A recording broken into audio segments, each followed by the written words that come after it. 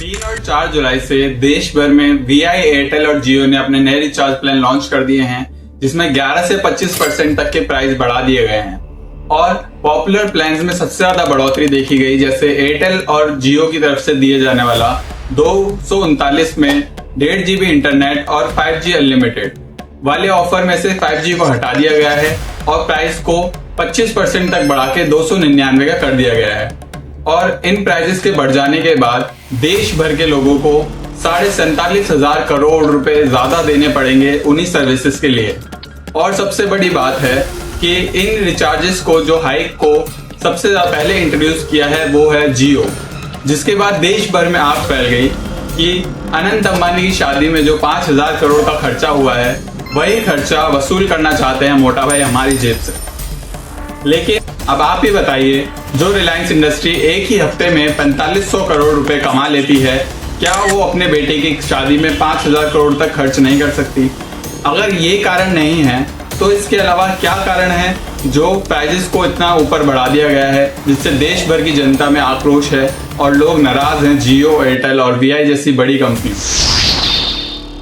इसके पीछे 3 बड़े कारण हैं, जिसमें से पहला है ARPU को बढ़ाना। ARPU यानी एवरेज रेवेन्यू पर यूजर। आसान भाषा में समझें तो एक कंपनी अपने एक यूजर से एक बार में कितना पैसा कमाती है।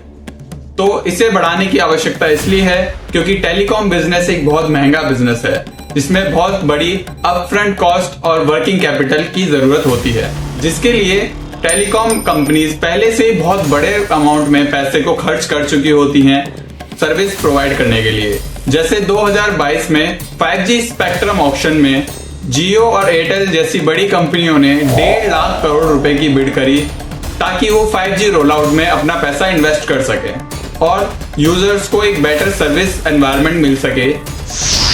इन्हीं सब इन्वेस्टमेंट का नतीजा है कि जो इंडिया की मोबाइल इंटरनेट स्पीड है वो वर्ल्ड में 12th fastest mobile internet speed में से एक है।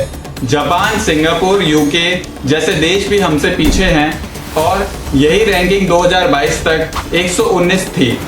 और आगे भी कंपनी जैसी बड़ी बड़ी टेक्नोलॉजीज को खरीद सके और यूजर्स को अच्छी से अच्छी सर्विस प्रोवाइड कर सके, उसके लिए इंडस्ट्री का ARPU को बढ़ाना बहुत जरूरी है। अभी जो ARPU 182 रुपीज पर है, उसे 2026 तक 230 तक पहुंचाने का विजन लेकर कंपनी वर्क कर रही है। दूसरा सबसे बड़ा रीजन है 5G मोनेटाइजेशन। आपको याद ही होगा जब 2016 में जियो लॉन्च हुआ तो उसने 1 साल के लिए फ्री इंटरनेट डिस्ट्रीब्यूट किया ताकि एक कस्टमर बेस बन सके और बाद में उसी कस्टमर बेस को उसने मोनेटाइज कर दिया।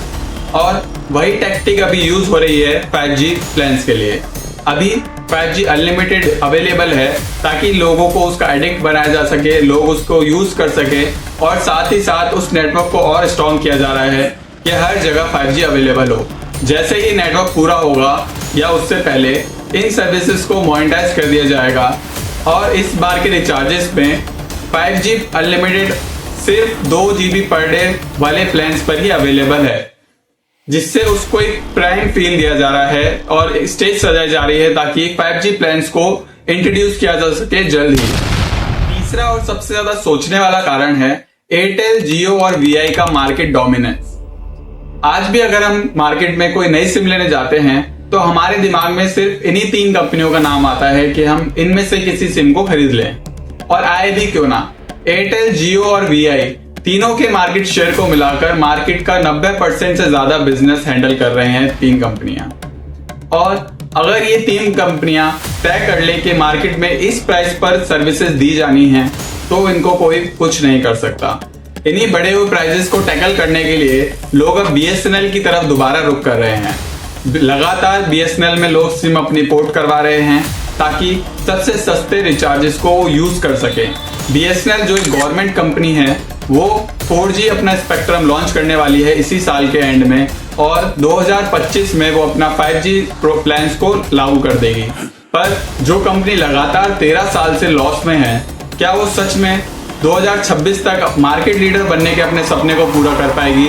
और BSNL ने जो 15,000 करोड़ की डील करी है TCS से, क्या सच में वो उसको बचा पाएगी? इन सवालों को हम अगली वीडियो में बात करेंगे और अगली वीडियो के लिए आप हमारे चैनल को सब्सक्राइब कर लीजिए। मिलते हैं अगली वीडियो में और तब तक के लिए नमस्कार।